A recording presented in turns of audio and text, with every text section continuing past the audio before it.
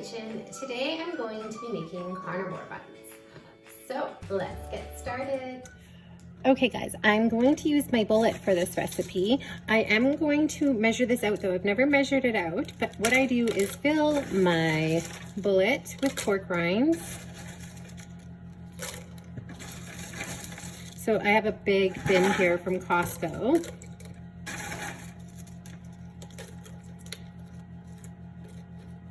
So that is 2 ounces of pork rinds. I wonder if I can get grams on here.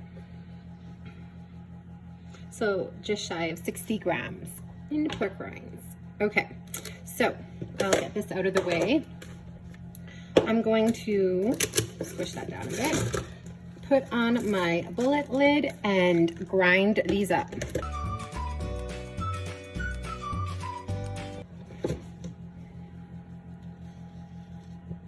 Okay, so I also want to measure this for if you were going to do pork panko instead of grinding up your own pork rinds, it's still 55. So if you have pork panko, you could measure out 55, 60 grams, and that would work too. Let me see. Yeah, 2 ounces. So if you had the pork panko, you could do that too. I'm just using my pork rinds today.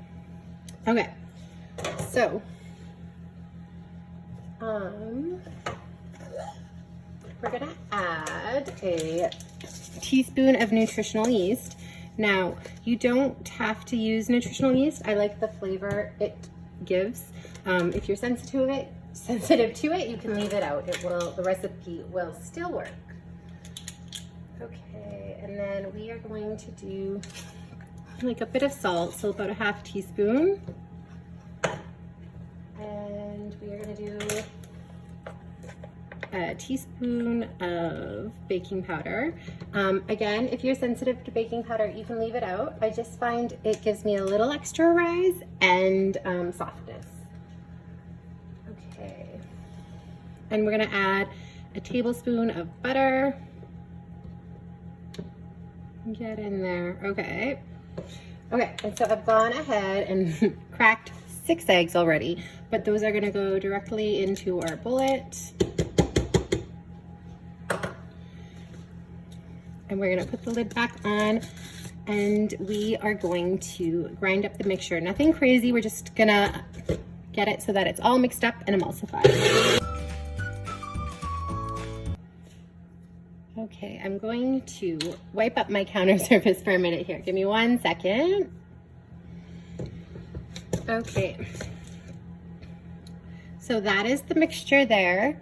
I'm gonna scrape the lid off here first. Don't want to be wasteful. And then just give it a good stir. You want to make sure there's no butter or anything that's stuck to the bottom, or pork rinds. So that is the consistency there. I don't know if you can see that. Okay, so next step, I'm gonna grab my bun tray. Okay, so I'm gonna do 2 types today. I've got this soft one off Amazon. It works great, especially for popping the buns out. It does leak a little bit.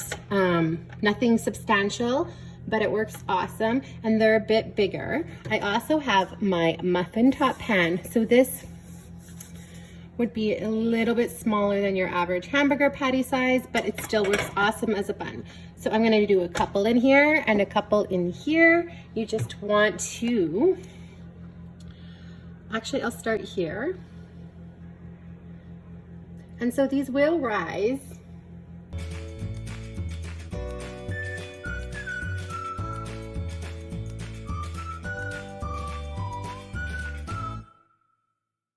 Okay.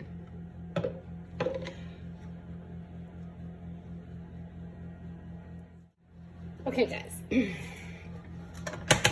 so it's all in there. I'm just giving it a little jiggle so they all kind of settle a little bit. Okay, So now this next part is optional too. I'm going to sprinkle a few with the sesame seeds and a few without. Again, so you can, actually maybe I'll just, so you can see the difference.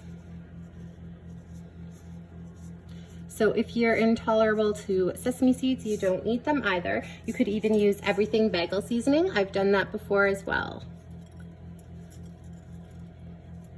So I love how I make a mess in doing this too, but there. Okay, so I'm gonna leave that one plain. There's sesame seeds on this one, and these two got it, and this one is plain. I'm gonna bring the phone down so you can get a better look. But yeah, so the mold is pretty full. And now we're gonna stick them in the oven at 350 degrees Fahrenheit. Temperature varies on your range.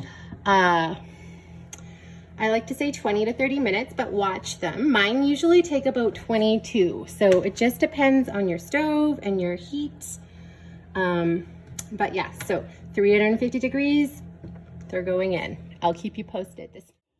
Okay guys, I pulled them out at 20 minutes. It actually didn't even hit 22 minutes this time. So it always varies. Like when they get this nice golden brown color, that's when you want to pull them. I don't want them to be too burnt. You can see this is what I'm talking about when I say it like leaks a little bit. It's kind of stuck to the pan right now, but once it cools, it comes out no problem. I mean, I do have to wash that, but yeah. Even though these are larger and these are smaller, it's still the same amount of bake time. You can see these little ones got a smidgen browner, but other than that, it's perfect. I'm gonna run and pick up my kids from school, and then these will be cooled and I will show you what they look like inside. Okay. Okay guys, they have cooled off. I forgot to, because I'm so used to using this, I forgot to grease the pan, but it is a good idea to grease the pan.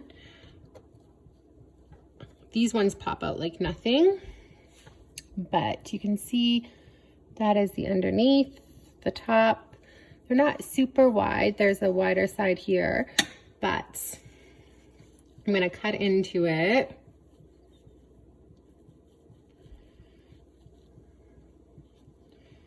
And show you the bun.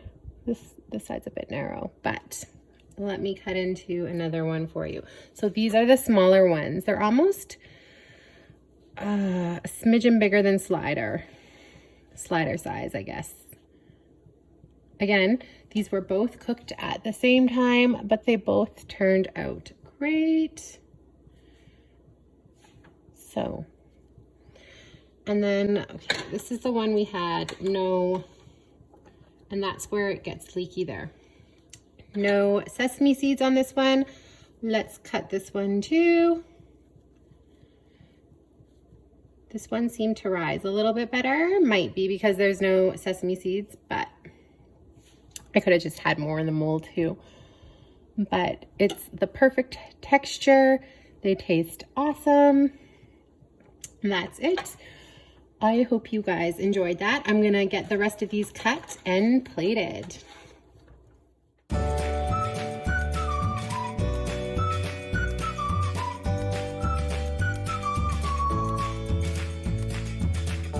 Thanks for watching my video, guys. I hope you liked the carnivore bun tutorial. If you did, remember to hit the like button. And also, if you haven't already, I would greatly appreciate it if you would subscribe. And be sure to hit the notification bell so you know when I post all my new videos. I'd love to hear feedback if you do try the buns. So comment below and tell me what you think or if you try them. Thanks, guys. Bye.